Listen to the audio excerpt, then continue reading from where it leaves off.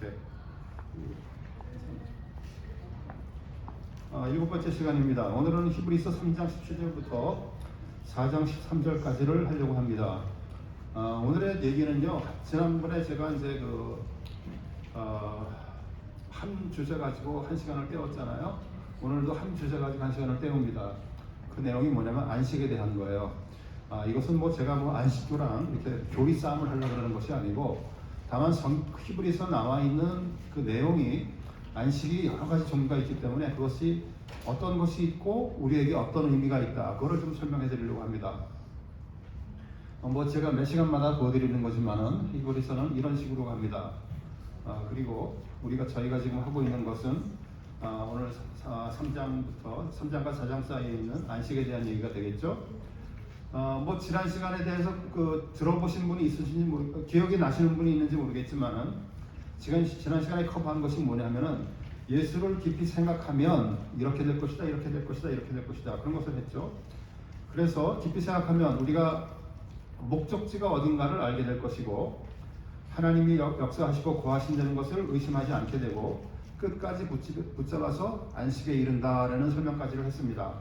그래서 안식에 대한 얘기를 오늘 거기에 이어서 하는 거예요.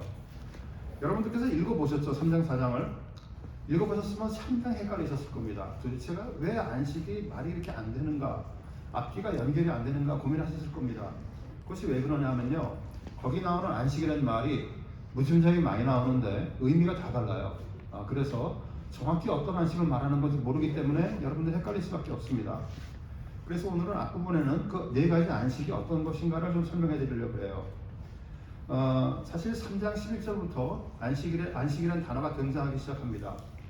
특별히 4장에 들어가면은 1절부터 11절까지 안식이라는 단어가 8번이나 나옵니다. 그래서 그것에 대한 것을 설명해 드리려고 하는데, 거기 성경 구절대로 제가 가진 않고 역사적으로 벌어졌던 순간으로 가려고 해요. 그래야 여러분들이 좀 이해가 쉬울 것 같아서 그 역사적인 순서로 가려고 합니다. 한번 가볼게요. 자, 첫 번째 나오는 안식은 물론 창세기에 있는 안식이죠.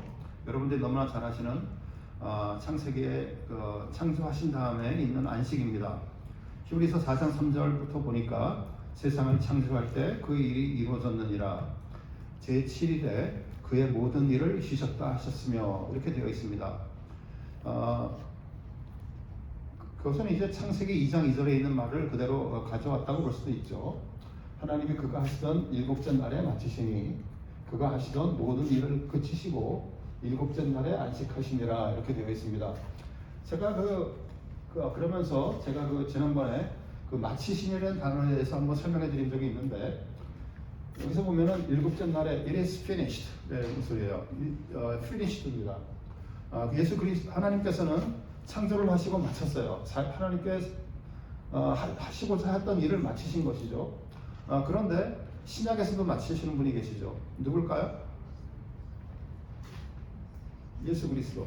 예수 그리스도께서 십자가에 달리시면서 맨 마지막으로 한 말이 마치셨다는 얘기죠. 제가 읽어드리면은, 예수께서 신포도주를 마신 후에 이르시되 다 이루었다 하시고 it is finished, 똑같은 말입니다. 머리를 숙이니 영혼이 떠나가시느니라, 이렇게 되어 있죠. 그리스도도 하나님께서 창조의 사역을 마치셨고, 예수 그리스도도 오셔서 이 땅에서 하셨던 사역을 마치신 거예요. 똑같은 마치신 겁니다. 그리고 이제 그 다음에 보면은 제가 지난번에 한번 설명해 드린 것 같은데, 여기서 일곱째 날에 하나님이 쉬셨다는 얘기가 단순히 지쳐서 쉰다는 말이 아니죠. 제가 설명해 드렸습니다. 그것은 하나님께서 뭘 좀 했다 그래서 지치시는 분이 아니시라는 것이죠. 그런 분이 아니십니다. 그래서 제가 그때 설명드리기를 그 창세기 1장에 나오는 하나님이 보시기에 좋았더라는 단어와 연결해서 봐야 된다 그랬고, 만족하셨고 마치셨고 완성했다라는 그런 뜻이다라고 제가 이미 설명을 해드렸습니다. 그래서 그렇게 하는 것을 제가 뭐라 그랬죠? 그렇게 하는 성경에서 쓰는 방법, 의인화. 기억 안 나시는 모양이구나. 오케이, 의인화라고 하나님께서 우리한테 말씀을 전해 주실 때 우리한테 이해를 시키시기 위해서 사람의 말을, 표현을 그렇게 쓰신다는 것이죠. 그래서 우리가 이해하시는 말로서 지치신 게 아니라 쉬셨다는 말을 쓰셨다는 것이죠. 그것을 우리가 이해하는 것이 중요합니다. 그래서 만족하셨고 마치셨고 완성했죠. 그러면서 동시에 그 안식의 모형을 보여줍니다. 그것은 무슨 말이냐면은 그것이 그냥 안식일을 지키라는 말이 그저 십계명의 명령인 것뿐만 아니라 영원한 안식에 대한 예언적인 말씀이라는 거예요. 그래서 우리가 영원한 안식에 이르게 되면 하늘나라 가게 되면은 우리도 모든 것이 우리들 자신도 모든 것이 만족스럽고 모든 것이 보기에 좋았더라라고 우리도 말할 수가 있게 된다는 것이죠. 저도 옛날에 그런 생각을 한 적이 있었지만 어떤 사람들은 이렇게 얘기를 합니다. 하늘나라 가니까 맨날 할렐루야만 해요. 재미 얼마나 없어. 이렇게 얘기를 합니다. 저도 옛날에 그렇게 생각했어요. 너무 다운하지 않고 뭐야 하루 종일 할렐루야만 해? 근데 그렇게 생각하는 것이 사실상 성경적으로 보니까 그 의미가 잘못 깨닫고 있는 거였어요. 우리가 하늘나라를 가게 되면 우리도 만족하고 마치셨고 완성하고 보기 좋았던 거예요. 그러니까 누가 시키지 않아도 누가 뭐 이렇게 해야 되는 것 때문이 아니라 할렐루야 해야 되는 것 때문이 아니라 우리 마음에서도 그냥 자원해서 나도 모르는 사이에 그렇게 하루 종일 할렐루야를 할 수밖에 없다는 게 성경적인 말씀이에요. 그래서 혹시 여러분들 가운데 거기에 대해서 하늘나라 가는 거 공포가 있으시면 걱정 마시기 바랍니다. 공포를 없으셔도 됩니다. 오케이? 공포 아직도 있으세요? 없죠? 예, 같이 갑시다. 네. 자, 그렇게 하늘나라에서 그런 그 창조의 안식이 또 있고 두 번째 안식이 또 나옵니다. 그 안식은 뭐냐면은 광야의 안식 생활을 하면서 그 가나안 땅에 들어가는 안식을 얘기를 또 하고 있습니다. 그 구절은 3장 17절, 19절에 있는 구절입니다. 보니까 이렇게 돼 있어요. 그들의 시체가 광야에 엎드려진 범죄한 사람들에게가 아니냐. 그들이 믿지 아니함으로 능히 들어가지 못한 것. 이렇게 돼 있어요. 두 번째 얘기하는 안식은 뭐냐면은 가나안에 들어가지 못한 안식이 되는 것이에요. 가나안의 땅에 못 들어갔다는 것입니다. 불순종하기 때문에 안식의 땅 가나안에 들어가지 못하는 것이죠. 여기서 이제 저는 지난번에도 한번 말씀드리긴 했지만은 저는 이 가나안 땅에 들어가지 못한 것을 하나님이 우리에게 주시는 징벌이라고 생각을 합니다. 그래서 그런 징벌이라고 생각을 해요. 그래서 징계를 받고 구원받은 백성 안에서도 이런 징계가 있을 수 있다는 것이라고 제가 해석을 합니다. 그런데 어떤 분들께서는 그렇게 해석을 안 하시는 분도 계십니다. 이게 이제 신학적으로 여기에 대해서 어떻게 해석을 하느냐는 것이 크게 두 갈래로 쫙 갈립니다. 일반 많은 어떤 경우에는 어떤 목사님들께서 설교하실 때 보면은 이것이 구원을 받지 못한 것이라 징벌이 아니고 구원을 받지 못한 것이라고 보시는 분도 있어요. 그런데 그 아기먼트에 대해서 제가 많은 책들을 찾아보고 그 신학자들의 책들을 계속 찾아봤습니다. 그런데 저한테는 이것이 더 해석이 쉬웠어요. 결정적인 것은 뭐냐면은 이렇게 못 들어갔지만 그럼에도 하나님께서 나의 백성이라고 계속 불러주셨고 구름 기둥으로 계속 인도해 주셨고 그들의 자녀들이 가나안 땅으로 들어갔단 말이에요. 그렇기 때문에 저는 이것이 징벌이라고 생각합니다. 그런데 혹시 어떤 목사님께서 이것을 구원 못 받은 것이라고 설명을 하더라도 저는 그것이 잘못다라고 생각하지 않습니다. 그렇게 볼 수도 있습니다. 그런데 제가 말씀드릴 수 있는 건 뭐냐면 그렇게 보면은 앞뒤 다른 성경과 설명하는 것이 훨씬 힘들어집니다. 제가 보기에는 이렇게 설명하는 것이 훨씬 더 가까워요. 그래서 저는 그렇게 설명을 해드립니다.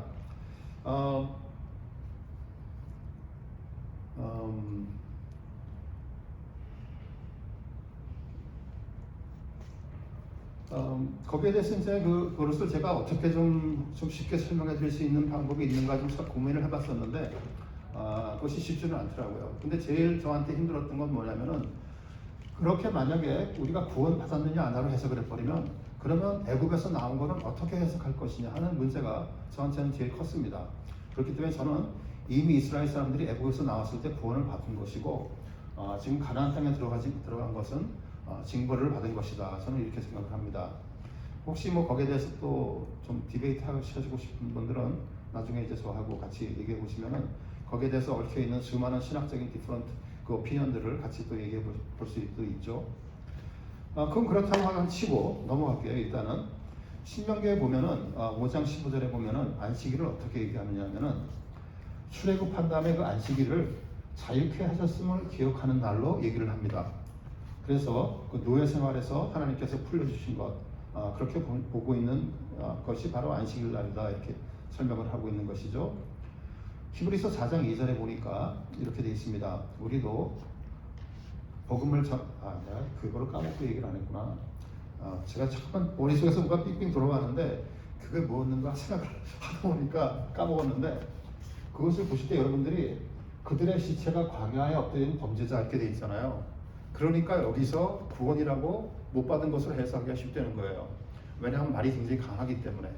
그런데 많은 신학자들은 저걸 그렇게 보지 않더라고요. 그래서 저는 그 징벌 받은 거로 해석하는 겁니다.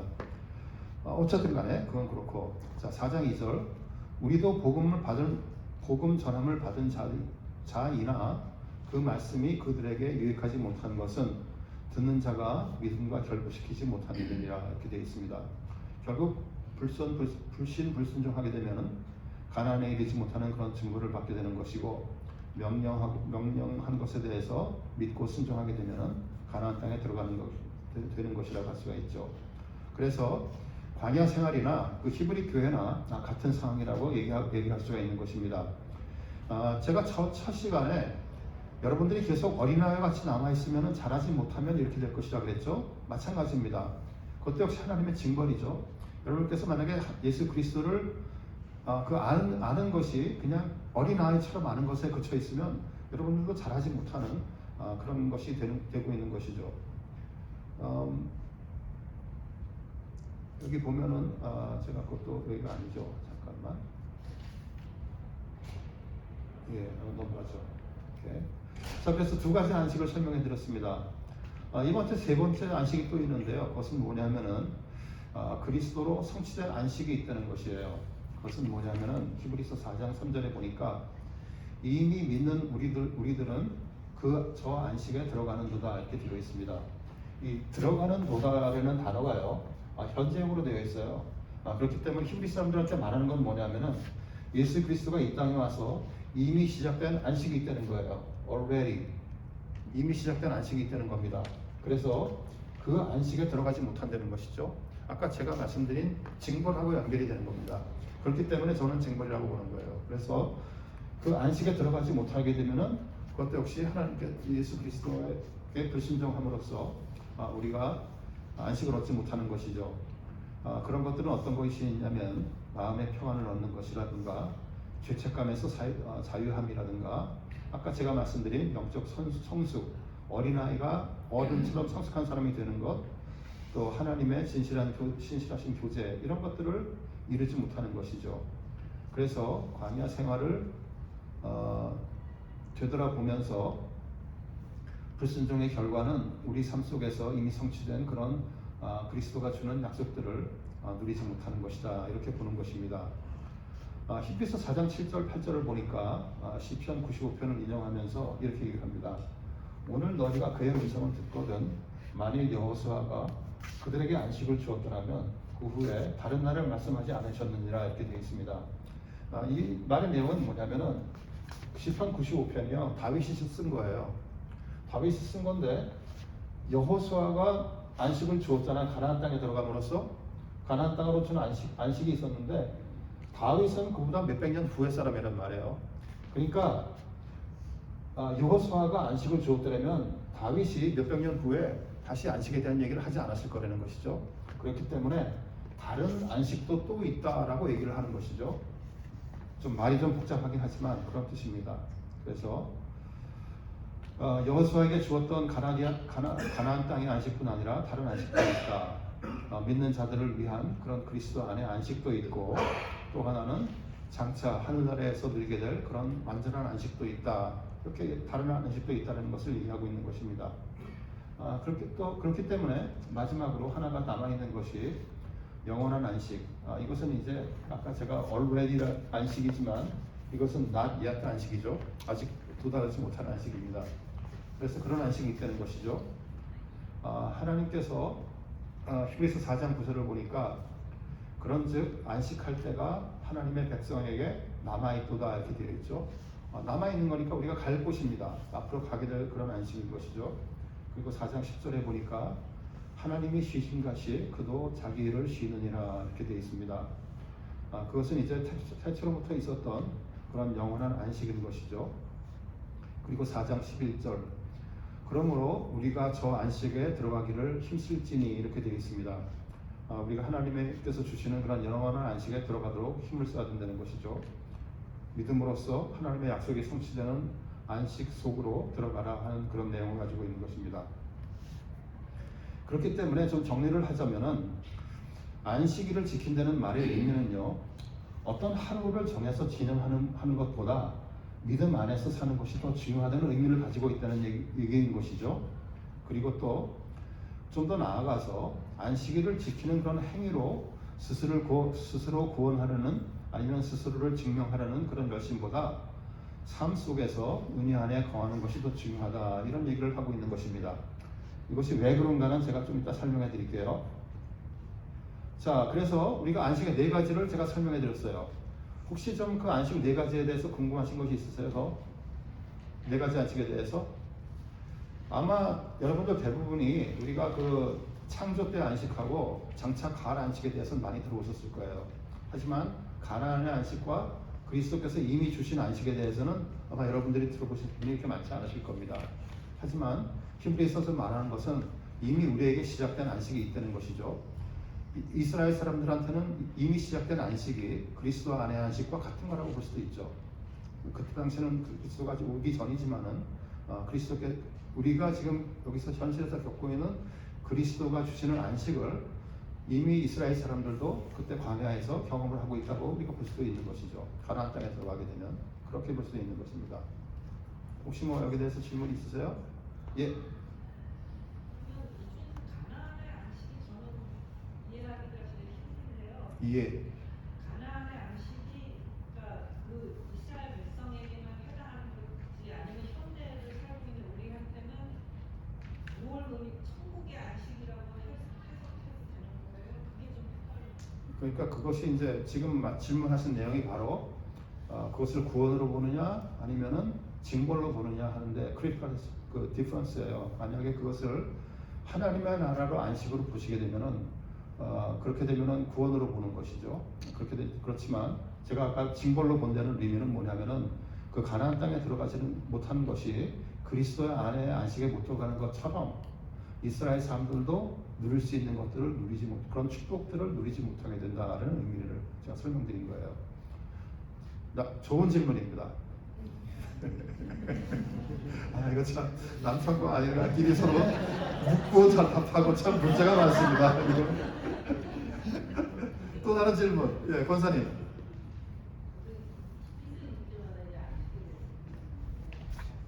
좀 더 크게 말씀해 주셔야 돼요.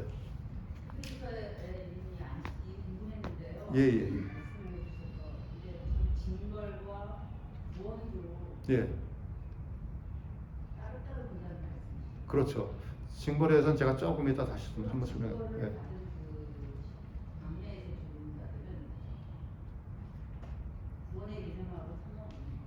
상관없다고 볼 수는 없어요. 같은 연결이 되어 있는데, 다만 이제 우리가 구원을 클리어컷하게 간단하게 설명하려 그러면은 우리가 나눌 수가 있죠. 그러니까 저는 이것이 항상 지금 말씀하신 질문하신 내용이 뭐냐면은 우리가 그 구원에 대한 것을 굉장히 쉽게 가리킵니다. 하지만 실제로 성경에서 말하는 구원은요 간단치 않습니다. 우리는 이제 예를 들어서 전도하기 위해서 우리가 전도하기 위해서 이 구원의 내용을 굉장히 간단하게 줄여서 함축된 거로 우리는 설명하려고 노력을 합니다. 그런데 실제로 성경에서 말하는 구원은 그렇게 만만치 않아요. 그래서 제가 조심스러운 것이 뭐냐면은 웨스트민스터 17장인가 보면은 구원의 확신에 대한 것은 성경의 중심적인 내용이 아니다라고 돼 있어요. 믿기 힘드시겠지만 그렇게 돼 있습니다. 그것이 왜 그러냐면은 구원이라는 것이 그렇게 쉽게 몇 마디로 끝날 수 있는 말이 아니기 때문에 그런 것이에요. 그래서 만약에 전도를 위해서 여러분들이 믿지 않는 사람들한테 쉽게 몇 마디로 전달할 수도 있어요. 하지만 그렇게 되면은 성경에서 말하는 그 내용과 조금 다를 수도 있습니다. 왜냐하면 그 복잡한 것들을 몇 마디 말로 끊어내야 되기 때문에.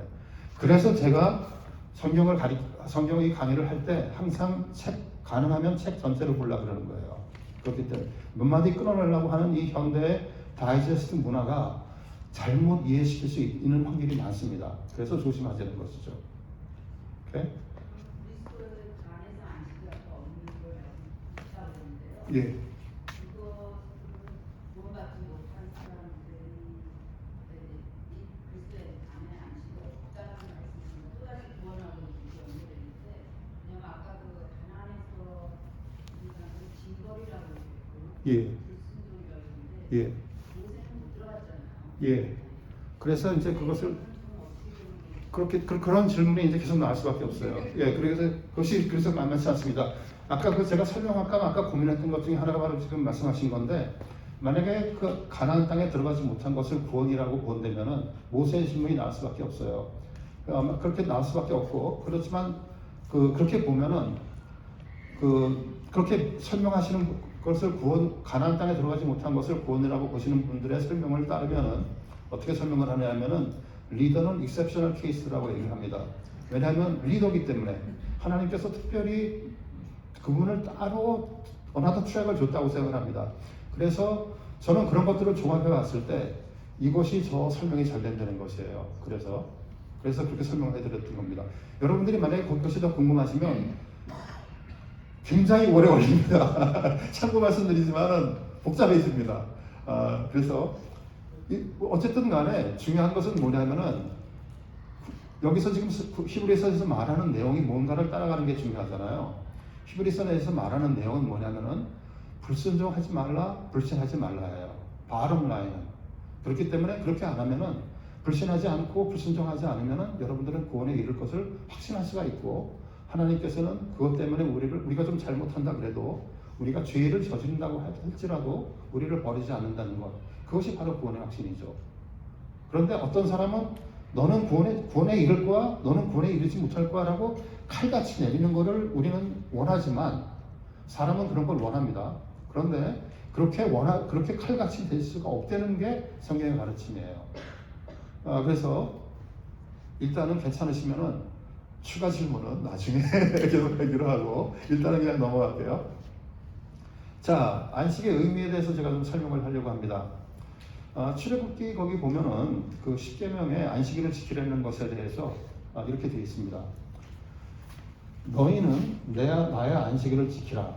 이는 나와 너희 사이에 너희 대대로의 표징이니. 사인이에요, 사인. 그것이 안식일 그 자체가 아니고 그것이 가리키는 것이 있다는 겁니다. 그래서 나는 너희를 거룩하게 하는 여호와인 줄을 너희가 알게 함이라 이렇게 돼 있어요. 이거 읽어보면 생각나시는 거 없으세요? 언약에 대한 얘기예요. 결국은 언약에 대한 얘기입니다. 그래서 아까 여기 지금 써놓은 것처럼 육체적인 사회적인 안식, 우리가 지금 그 토요일날 그 안식교에서 얘기하는 것처럼 토요일날 지키는 것, 그런 그것이 중요한 것이 아니라 가리키는 것에 있다는 것이에요. 십계명의 명령 자체가 가리키는 표정이라고 되어 있습니다. 그래서 가리키는 것이 뭐냐 하면은 바로 예수 그리스도라는 것이에요. 우리 가운데 거하시면서 거룩하게 하시고 쉬게 하시는 여호와 임마누엘, 우리와 함께 거하시는 그리스도, 그것이 바로 안식일이 가리키고 있는 것이라는 것이에요. 그래서 너와 나의 관계 속에서 내가 누구인지 너희가 누구인지 그걸 알려주는 것이 바로 안식일이라는 것이에요. 이것이 성경적인 안식일입니다. 제가 좀 전에 설명해드린 것처럼 어디서 많이 들어본 얘기죠. 제가 자주 얘기하는 바로 새 언약에 대한 얘기입니다. 안식일을 지키는 것은 결국 언약에 대한 얘기라는 것이에요. 제가 출애굽기 31장 16절이라고 되어 있는데 제가 읽어드릴게요. 이같이 이스라엘 자손이 안식일을 지켜서 그것으로 대대로 영원한 언약을 삼을 것이니 이렇게 되어 있습니다. 결국 안식일이 언약이라는 것이에요. 그래서 단순히 그저 일하고 그치고 쉬는 것 그런 것이 아니고 하나님은 누구신가?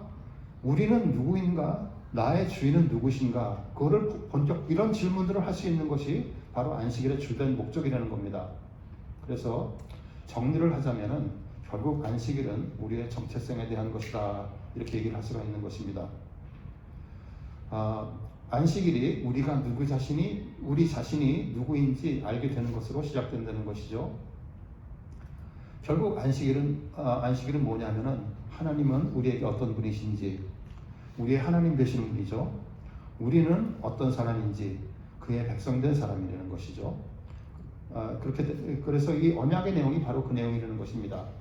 여기서 한 가지만 더 제가 말씀드리고 싶은 건 뭐냐면은 출애굽기 31장 14절에 대부분 이렇게 되어 있습니다. 그 백성 중에서 그 생명이 끊어지리라. 그렇게 되어 있습니다. 안 지키면 그렇게 보게 되면 생명이 끊어지리라 이렇게 되어 있기 때문에 안 지키면 죽으리라 이렇게 되는 것처럼 우리가 이해할 수 있습니다. 그런데 이것도 역시 번역상의 문제가 있어요.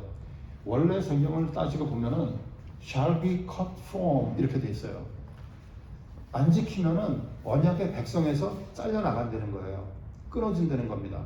그래서 목숨을 잃는다는 얘기가 아니고 그런 떨어져 나간다는 그런 얘기를 하고 있는 것이죠. 이것이 왜 중요하냐면은 제가 왜 이 얘기를 꼭 붙였어야 되냐면은 이제 히브리서 6장에 가면은 떨어져 나가는 사람들에 대한 얘기가 나옵니다. 히브리 사람들이 이렇게 거기 살고 있던 환경 속에서 고난들을 많이 당해요. 그런데 그 중에 그러다가 예수 그리스도를 깊이 알지 못하니까 성숙하지 못해요. 그게 계속되다 보니까 결국은 떨어져 나갑니다. 그러면서 그들에게 좀 미리 말씀드려서 좀 죄송한데 그들에게 하나님께서 말씀하시는 건, 성경에서 말씀하는 건 뭐냐면은 너희는 나를 믿지 않는 사람보다 더한 심판을 받을 것이다 라고 경고를 하세요. 예수 그리스도를 믿다가 떨어져 나 이렇게 되면요, shall be cut from 이렇게 되죠. 이렇게 되면은 하나님의 말씀은 분명합니다. 여러분의 심판은 믿지 않았던 사람보다 훨씬 더 심한 심판을 받을 것이다 이렇게 얘기를 해요. 자, 그래서 그건 이제 6장에 가서 제가 다시 또 말씀드릴게요. 그런 내용을 가지고 있습니다. 안식의 내용을 보면은 이제 우리가 어느 일곱째 날이냐 첫째 날이냐 이제 이것 가지고 논쟁을 피할 수가 없습니다. 안식교 때문에 그렇죠. 창세기 2장 2절 3절에 보면은 하나님께서 일곱째 날에 쉬셨죠. 토요일입니다. 일곱째 날이 토요일이에요. 왜 주일이 첫째 날인가요? 예? 부활하신 거. 근데 그것도 물론 맞아요. 100% 맞는데 창세기에서 왜 첫째 날이 창세기에서 주일일까요? 없으세요? 왜냐하면은 하나님께서 창조를 시작하신 날이 첫째 날이잖아요. 첫째 날에 뭘 창조하셨죠? 빛과 어둠, 낮과 밤, 그걸 만드셨어요. 하루라는 개념을 처음 만드신 날이 첫째 날이에요. 그렇기 때문에 주일이 첫째 날입니다. 창세기에서는 권사님 말도 맞아요. 오케이? 그래서 우리가 보면은 첫날이 뭐라고 어떻게 되어 있냐면은 계시록을 보면은 주의 날이라고 되어 있어요. 그리고 말씀하신 것처럼 부활하신 날이고 예수 그리스도께서 부활하신 날이고 성령이 강림하는 날이고 예배를 첫째 날에 드렸어요. 사도행전 20장 7절 제가 읽어드릴게요. 그 주간의 첫날에 우리가 떡을 때려 하여 모였더니 이렇게 되어 있습니다. 떡을 딴다는 얘기가 그때는 예배 드린다는 얘기잖아요. 그래서 예배 드리러 모인 날이 첫째 날이라는 거예요. 그래서 그리고 또 우리가 헌금도 했습니다. 그렇기 때문에 결국은 안식일에 예수 그리스도가 안식일의 주인이 된 것이죠. 이것은 예수 그리스도께서 직접 하신 말씀이에요. 마가복음에 보니까 예수 그리스도께서 그렇게 말씀을 하셨죠. 본인 스스로가 그 안식일의 주인이다라고 말씀하셨습니다. 또 골로새서도 보니까 같은 내용이 또 되어 있습니다. 안식일이 그리스도를 가리키는 그림자라고 말을 하죠. 제가 골로새서 1을 읽어드리면은 그러므로 먹고 마시는 것과 절기나 초하루나 안식일을 이유로 누구든지 너희를 비판하지 못하게 하라. 이것들은 장차 이대 그림자이나 몸은 그리스도의 것이니라 이렇게 얘기를 하고 있습니다. 결국 뭐냐 하면은 안식일이 예시하는 것이 뭐냐? 실체가 임마누엘 그리스도이시고 누가 남들을 비판하지 못하게 하래요. 그러니까 그것이 율법을 지키느냐 안 지키느냐 가지고 싸우지 말라, 이런 얘기를 하시고 계신 것이죠. 그래서 결국은 우리가 이렇게 얘기를 할 수가 있습니다. 히브리서 3, 4장을 가보면은 골로새서와 같이 어떤 특정 요일이 아니라는 것이죠. 안식은 바로 그리스도라는 것입니다. 그래서 그리스도가 마친 구원 사역을 신뢰함으로 안식에 들어가도록 하는 것이고, 죄, 슬픔, 노력 이런 것을 벗어나서 새 땅 새 하늘의 영원한 안식에 들어가도록 권면하고 있는 것이죠. 안식일의 계명은 그저 단순한 계명이 아니고 영원한 안식을 가리키는 모형입니다. 그렇기 때문에 우리가 결론적으로 볼 수 있는 것은 뭐냐면은 히브리서에서 말하는 안식은 그렇게 안식교에서처럼 토요일이냐 주일이냐 이것을 따지는 것이 아니고, 특정 요일에 쉬는 것이 아니고 그리스도 안에 있느냐 없느냐로 결정되는 그런 구원론적인 그런 안식이라는 것이죠. 안식일은 그림자일 뿐이고 실체는 그리스도입니다. 안식은 그리스도 안에 있는 우리가 누리는 그런 영적 쉼인 것이죠. 그렇기 때문에 토요일이냐 아니냐로 따지게 되면 결국은 성경을 조각조각 내서 일부분만 이해하고 전체를 이해하지 못한 것이라고 우리가 이해할 수 있습니다. 좀 심하게 말하면 그렇다는 얘기죠. 자, 안식의 의미에 대해서 좀 더 얘기를 해보려고 그러는데, 첫째 날이라는 것이 굉장히 중요합니다. 말씀하신 것처럼 부활의 날이죠. 새 창조가 시작된 날입니다. 그래서 우리는 구약은 일하고 마지막 날에 쉬었죠. 그런데 이제 그리스도가 오신 다음에는 우리는 먼저 일을 하고 그리고 그 힘으로 일주일을 사는 거예요. 나머지 삶들을. 이것이 중요합니다. 그래서 우리가 그리스도의 삶 속에서 그리스도 안에서 먼저 쉼을 얻고 그 힘으로 세상의 고난과 사역을 감당하는 그런 삶을 사는 것이죠. 첫째 날의 안식은 너는 이미 구원받은 자고 이미 하나님과 화목하게 된 자고 이미 안식에 들어간 자라는 것을 얘기하고 있는 것입니다. 그래서 우리는 그런 사람이라는 것을 의지해서, 우리의 정체성이 그런 사람이다라는 것을 의지해서 삶을 살아가는 것이죠. 안식에 대한 얘기가 이렇게 쭉 되었습니다. 이제 그것을 조금 더 짚어보려고 그러는데, 여러분들이 살고 있는 삶은 어떻게 보시는지 모르겠지만 스스로 증명하는 연속이라고 볼 수도 있습니다. 여러분들은 그렇게 안 느꼈었어요. 우리의 삶이 왜 이렇게 피곤한가, 우리가 이렇게 쉼이 없는가 라는 생각을 감안해 보면은 우리가 참 뭔가를 증명하려고 노력하는 것 같아요. 예를 들어서 제가 중고등학교 시절에는 내가 얼마나 잘났나, 내가 얼마나 똑똑한가 하는 걸 증명하려고 노력했어요. 좋은 학교 가려고 열심히 노력했어요. 그래서 주위에 있는 사람들이 다 알아주길 바랬어요. 그래서 죽어나고 바빴습니다. 청년 시절에는 내가 얼마나 좋은 남자인지 보여주려고 노력했어요.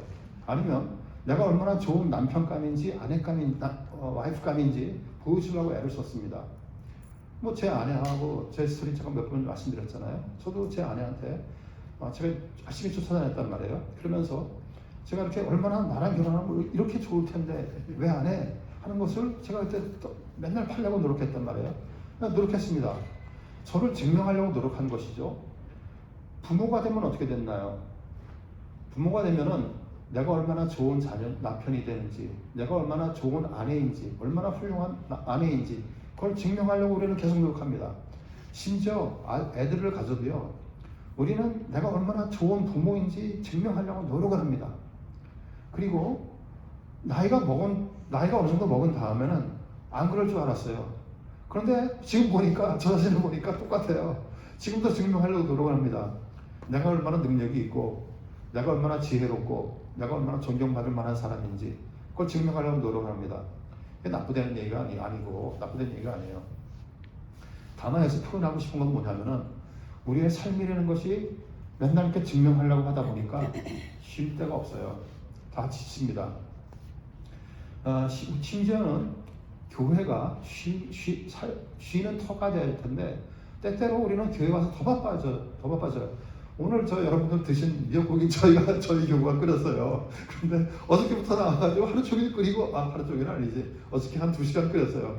오늘 아침에 또 새벽까지 나와가지고 또 끓인 거예요. 교회 와서도 심장이 쉬는 게 없어요. 그렇죠? 쉼이 없습니다. 나쁘다는 게 아니라 좋은 건데 힘들다는 거예요. 피곤하다는 거예요. 자, 그래서 이것을 우리가 좀 생각을 해보려고 그래요. 세상이 요구하는 거는요, 결과와 능력입니다. 만약에 오늘 저희가 미역국을 왕창 잘못 끓였잖아요. 그럼 요거 바가지로 먹습니다. 똑같아요. 결과와 능력이 돼야 됩니다. 그렇기 때문에 안식이 없는 삶은요, 이스라엘 민족이 광야를 걷는 것과 똑같은 경험입니다. 비슷한 경험입니다. 자, 그렇기 때문에 우리가 그런 세상 속에 살다 보니까 우리는 우리의 신앙도 결과 능력 위주로 스스로 증명하려고 하는 그런 경향을 볼 수가 있습니다. 얼마나 봉사하는 사람인지, 얼마나 섬길 수 있는 사람인지, 얼마나 헌신할 수 있는 사람인지 그런 결과와 능력 위주의 그런 것이 겉모습이 될 수가 있다는 것이죠.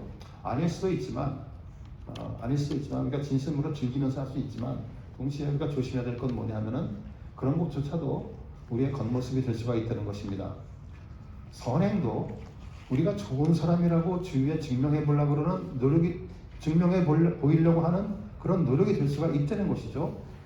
실제로 그렇지 않을 수가 있지만은 때때로 우리 속을 깊이 들여다보면 선행조차도 증명하려고 하려는 그런 노력인 것이라고 볼 수가 있는 것입니다. 또 그리고 어떤 경우에 보면은 교회를 비판할 때 보면은 내가 이 정도 경건한 사람이야. 나는 이 정도까지 볼 수 있어. 나는 이 정도까지 영적으로 깨달을 수 있어. 라는 걸 증명하기 위해서 하는 경우도 있다는 말이에요. 나는 저 사람보다 더 분별력이 있어. 이렇게 얘기를 하고 있습니다. 제가 여기 히브리서 강의를 하면서 때때로 종종 현대 교회들을 비판을 합니다. 저는 가능한 한 성경적으로 하려고 노력을 했어요. 그런데 제 마음속 깊숙한 곳에 제가 저를 증명해 보이려고 한 것일 수도 있습니다.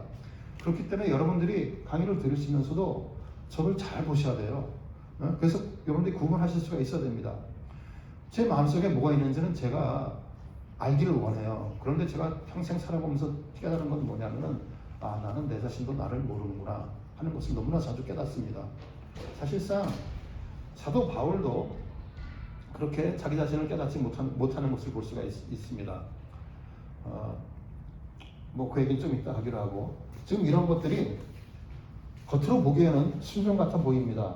그런데 우리가 잘못하면은 율법적인 행위가 될 수 있고, 율법적인 행위가 되면은 그것이 우리의 굴레가 될 수 있다는 거예요. 우리를 매이게 합니다. 종이 되게 합니다. 자신과 주위에 증명하려고 하는 것에 매이게 되면은 그 증명하려고 그러는 것에 노예가 되는 것이죠. 그렇게 되면은 우리가 온전히 만족할 수 없고 쉼이 없고 피곤한 삶이 되고 마는 것이죠. 가슴속에 결국 뭐냐면은 가슴속에 복음이 없으면요 그렇게 된다는 것이에요. 종에서 풀려나도 마늘, 부추, 파 이런 것을 찾게 되는 것입니다. 제가 이건 지난 시간에 설명해 드렸죠. 이것이 왜 그런가? 하나님께서 고기와 빵을 주셨는데 그럼에도 불구하고 이스라엘 민족은 광야를 타가면서 빵과 고기가 다 충분히 좋은데도 반찬 투정하고 양념 투정하고 디저트 투정했어요. 그렇게 되는 겁니다. 우리가 만약에 복음이 없으면 결국 저렇게 좋아 보이는 행동도 결국은 이렇게 투정하는 사람이 되고 만드는 것이죠. 아까 조금 전에 제가 이 설명을 먼저 드려야 되겠군요. 자기 증명하는 것에 애쓰게 되면요 무슨 소리냐면은 내 속에 뭔가 불안하다는 거예요. 나는 아직 뭔가 충분하지 않다라는 그런 두려움이 있다는 것이죠. 그렇기 때문에 예수 그리스도는 너를 증명해, 또 네가 얼마나 좋은 신장을 보여줘 이렇게 얘기하지 않으셨다는 것이죠. 예수 그리스도께서는 뭐라고 말씀하셨냐면은 그렇게 말씀하신 대신에 어떻게 말씀하시냐면은 수고하고 무거운 짐진 자들아 다 내게로 오라. 나는 마음이 온유하고 겸손하니 내게 배우라. 이렇게 말씀하신 것이죠. 예수 그리스도께 와서 쉼을 얻으라라고 말씀하시고 있는 것이에요. 아까 제가 세 번째 그 안식을 설명해 드렸죠. 그리스도가 와서 성취된 안식, 바로 이 안식을 얘기하고 있는 것이죠. 우리가 가슴속에 복음이 없으면 저렇게 되기도 하고, 그 다음에 그런데 그렇게 되기도 하는데 우리가 내가 율법적이냐 아니냐, 내가 율법적이냐 복음적이냐 하는 것을 쉽게 알아볼 수가 있습니다. 그것이 바로 굉장히 쉽게 알아볼 수가 있는데 그것이 바로 내가 뭔가 증명하려고 하는 것이냐, 내가 뭔가 내세우려고 하시는 것이냐 하면은 결국은 그것이 종교적이고 율법적인 그런 것이 되는 것이죠. 히브리 3, 4장은요, 그 안식을 그리스도를 믿는 믿음으로 연결을 합니다. 히브리서 4장 11절을 보니까 이렇게 되어 있어요. 그러므로 우리가 저 안식에 들어가기를 힘쓸지니 이렇게 되어 있습니다. 증명하려고 애쓰는 현대인들에게 증명하려고 그러는 그런 행위 대신에 그리스도의 구원 사역을 신뢰함으로써 안식에 들어가도록 권면하는 것입니다. 하나님 또 안식으로부터 이것은 이제 제가 좀 설명을 해드려야 되는데 말이 좀 거치죠, 그렇죠? 하나님 안식으로부터 우리를 분리시킨 것은 죄가 아니요 망할 선행이라 이렇게 얘기를 했어요. 제가 한 얘기가 아니고 이건 어떤 신학자가 이렇게 한 얘기예요. 제가 다니는 학교가 Reformed Theological Seminary라는 학교인데 다녔던 학교가 끝났죠 이제는. 어쨌든 간에 거기 신학교 선생님이 이렇게 얘기를 하셨어요. 이게 뭐냐면요, 결국 이 내용은 뭐냐면은 행위냐, 내가 행위를 하려고 하는데 그 행위 속에 동기가 무엇인가 하는 질문인 것이에요. 결국은 예를 들자면 이런 겁니다.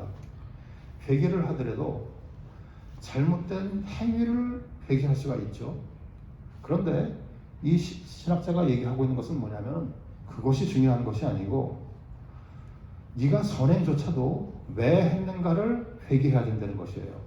행위를 회개하는 것은 누구나 할 수 있는 것이고 심지어 그렇게 잘하는 사람들도 있습니다. 신학에서 그렇게 잘하는 사람은 누굴까요? 회개 잘하는 사람, 저런 행동에 대해서 회개 잘하는 사람, 바리새인들, 권사님. 그게 말씀하셔도 되는데 또 맞았는데 왜 답을 이렇게 조그맣게 하세요? 예, 바리새인들은 할 수 있는 거예요.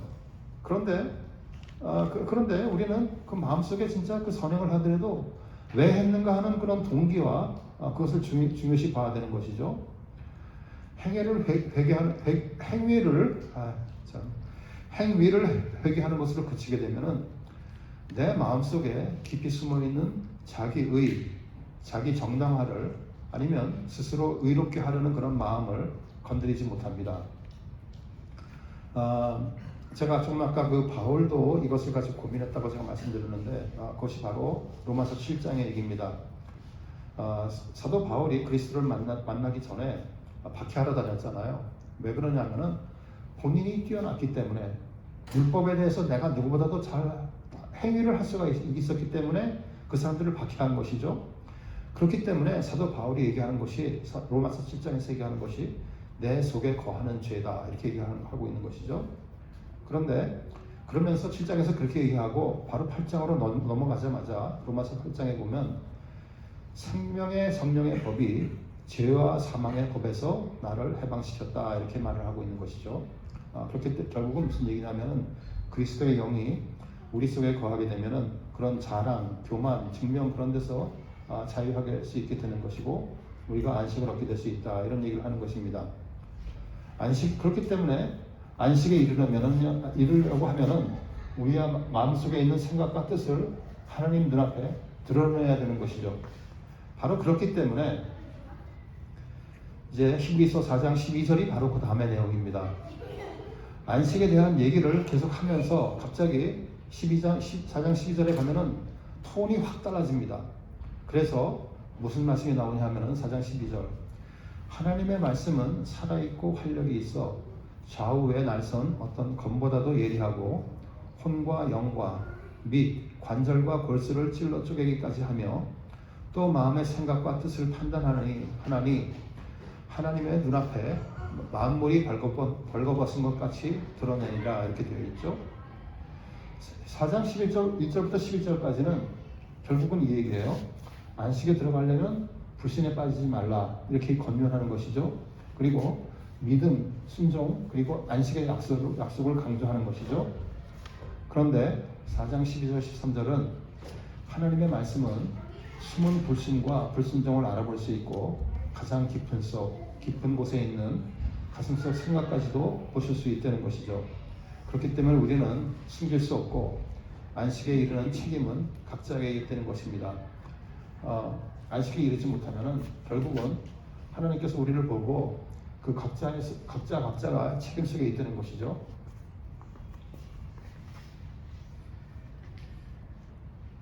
하나님의 눈앞에 13절에 보니까 하나님의 눈앞에 만물이 벌거벗은 것 같이 드러내리라 이렇게 되어 있습니다.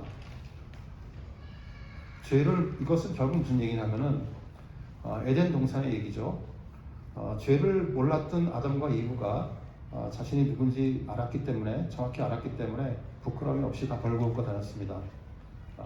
그래서 우리도 그렇게 영적 벌거벗음이 없이 벌거벗지 않으면은 안식에 들어갈 수 없다는 내용을 얘기하고 있는 것이죠. 하나님과 떨어지게 되면은 우리는 뭔가 불편하고 자꾸만 가리려고 노력을 합니다. 가리려고 하니까 뭔가 나를 커버해 줄 것이 필요하죠.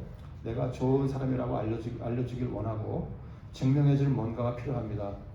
그러면서 환경이 중요하게 됩니다. 왜 중요하냐면은 뭔가 환경이 나를 커버해 줄 거라고 믿기 때문에 그렇습니다. 그래서 우리는 환경을 바꾸려고 노력을 하게 되고 스스로를 구원하려고 노력을 하게 되는 것이죠. 행위를 하게 되는 것입니다. 그런데 우리는 스스로 구원할 수가 없는 것이죠. 아무리 여러분들이 가리려고 애써봐야, 또 나 자신도 가리려고 애써봐야, 또 스스로를 증명하려고 애써봐야 결국은 아담과 이브가 가리고 있었던, 자기 몸을 가리고 있었던 무화과 나뭇잎처럼 그렇게 그거밖에 되지 않는다는 얘기를 하고 있는 것입니다. 우리도 쓸모없는 그런 나뭇잎을 털어내야 우리한테 진정한 안식이 있다는 것이죠. 여기서 한 가지 중요한 것은 뭐냐면은 하나님의 눈앞에라는 것이에요. 우리는 다른 사람은 모릅니다. 하나님만이 아실 수 있는 것이죠. 또 심지어는 우리 자신도 우리 마음속에 뭐가 있는지 잘 모릅니다. 어떤 이유로 그렇게 행했는지 우리도 모를 때가 많이 있습니다. 그렇기 때문에 우리도 하나님 앞에서 벌거벗는 것을 연습해야 될 필요가 있어요. 그것을 이제 잘 나타내는 것이 사도 바울인데, 사도 바울이 고린도전서 4장 3절 4절에 보니까 이렇게 되어 있습니다. 제가 다 써놨죠? 성경 구절? 성경 구절을 써놓은 것이 아니라 성경 어디에 있다라고 제가 써놨죠? 제가 읽어드리면 이렇게 되어 있습니다. 나도 나를 판단하지 아니하노니 내가 자책할 아무것도 깨닫지 못하나 이로 말미암아 의롭다함을 얻지 못하느라 다만 나를 심판하실 이는 주시니라 이렇게 되어 있습니다. 무슨 소리냐면은 내가 사도 바울이 자기 자신을 들여다봤어요. 그런데 잘못한 걸 찾지 못했어요. 그런데 찾지 못했음에도 불구하고 그것이 의가 아니었다는 것이에요. 의가 아니었고 내가 나를 찾아보려고 노력을 해서 못 찾았지만은 결국엔 하나님께서만이 보실 수가 있다는 것이에요. 아까 제가 설명해 드린 것처럼 우리도 때때로 우리가 하는 것이 왜 그렇게 하는지 모른다는 것이죠.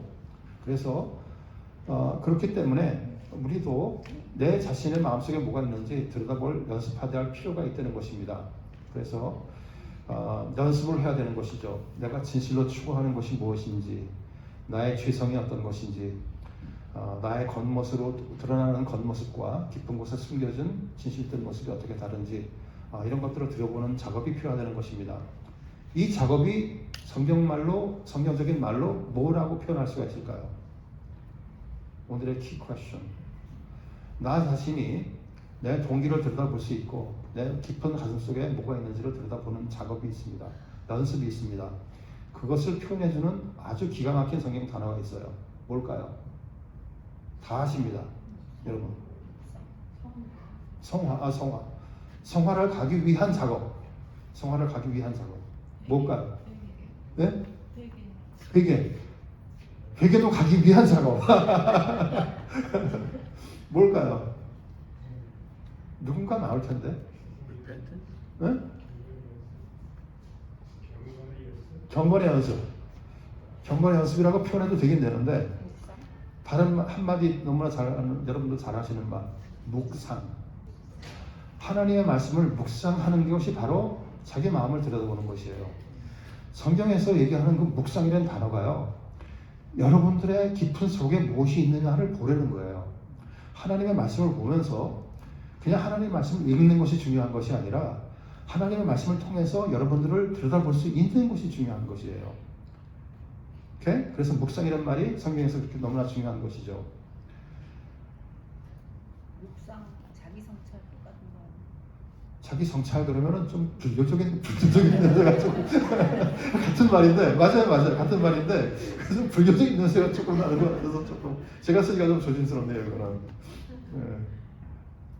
자 안식은 여기서 이제 오늘 마지막에 이제 제가 중요하게 보는 내용인데 안식은 믿음의 완성도가 아닙니다. 믿음의 방향성입니다.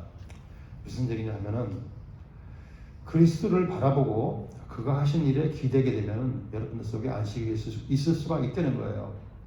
그리스도를 바라보지 않으면은 여러분들이 아무리 노력해봐도 안식을 얻지 못할 거라는 것이에요.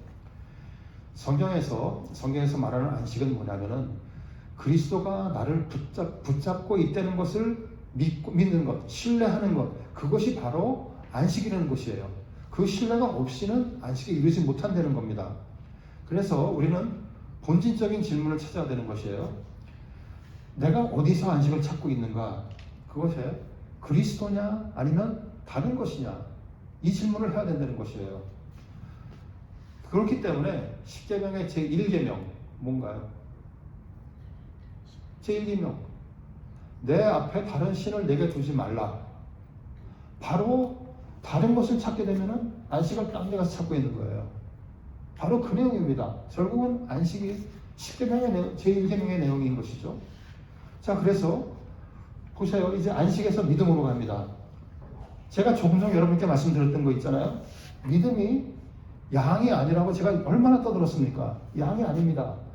내가 50% 믿어, 80% 믿어, 100% 믿어 이게 아니고 어디를 바라보고 있는 것이라는 것이에요. 제가 여러 번 설명해 드렸죠? 안식도 믿음의 방향이래요. 똑같죠? 제가 이것을 설명해 드리려고 그러는 거예요. 자, 보세요. 이것을 가장 잘 설명해 주는 성경구절이 어디냐면은 마가복음 9장 24절입니다. 어떤 귀신 들린 아이가 있었어요. 그래서 얘는 태어날 때부터 말을 못했어요. 그러니까 그 아이의 아버지가 예수 그리스도를 찾아옵니다. 그러면서 소리를 지릅니다. 뭐라고 지르냐면은 내가 믿나이다. 나의 믿음 없는 것을 도와주소서라고 얘기를 해요. 말이 완전 이상하죠. 잘못됐어요. 내가 믿는데요. 그런데 믿음이 없대요. 믿는데 믿음이 없대요. 여러분들이 이걸 어떻게 해석하실 거예요? 믿음 없는 것을 도와주시라고 믿나요? 맞아요. 도와주소서요. 결국은 뭐냐면은 믿음이 완전치 않아요. 이 아이의 아버지가 믿음이 완전치 않습니다. 그런데 그리스도를 바라보는 믿음이 있는 거예요. 방향성을 얘기하고 있습니다. 지금 어디를 바라보고 있느냐? 그리스도를 바라보고 있기 때문에 믿나이다예요. 그런데 완전히 바라보지 못했어요. 그렇기 때문에 내가 믿음이 없나이다예요. 보시면은 자신의 믿음이 부족한다는 것을 고백할 수가 있는 것이라는 것이죠. 이것이 제자의 정상적인 모습이라는 것이에요. 제자라는 사람들은 완전히 제가 오늘 설교 들으면서 오늘 내가 오늘 어떻게 하지 고민했어요. 목사님께서 오늘 설교하신 내용이 제가 준비했던 내용과 거의 비슷합니다. 오케이? 어쨌든 간에 이것이 제자의 정상적인 모습이라는 것이에요. 목사님은 오늘 설교 말씀 중에서 이거를 선교로 연결을 시키셨지만은 저는 선교가 아니라 우리 자신들의 믿음으로 연결시키는 것이죠. 그래서 성경적인 믿음은 뭐냐면은 의심이 없다는 것이 아니라는 것을 여러분들이 이해하셔야 됩니다. 제가 예를 보여드릴게요. 아브라함을 보세요. 아브라함이 믿었지만 웃었습니다. 창세기 17장 하나님께서 너는 이제 내년에 금방 아들이 생길 거야 라고 얘기했어. 아브라함이 99살 때 하나님께서 아브라함에게 오셨습니다.